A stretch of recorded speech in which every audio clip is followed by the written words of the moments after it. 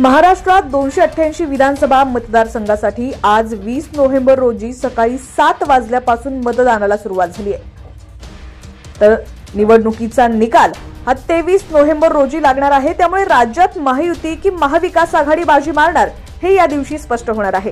तर गेल्या महिन्याभरापासून राज्यात प्रचाराचा धुरळा उडालाय। प्रचार संपल्यानंतर देखील आरोप प्रत्यारोप सुरूच आहेत। सत्ता आपल्या ताब्यात राहावी यासाठी सर्वजण झटत असल्याचं देखील पाहायला मिळतंय।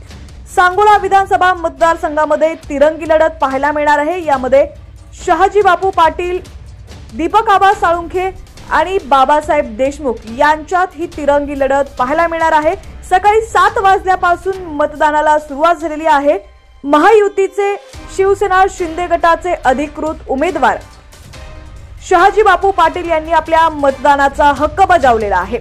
या ठिकाणी तुम्ही पाहू शकता सांगोल्याचे शहाजी बापू पाटील यांनी आपल्या मतदानाचा हक्क बजावलेला आहे। जनता जनार्दनाच्या आशीर्वादाने माझ्या सांगोला तालुक्याच्या तमाम मतदारांच्या पाठबळाने निश्चितपणे विजयी झालेलो आहे।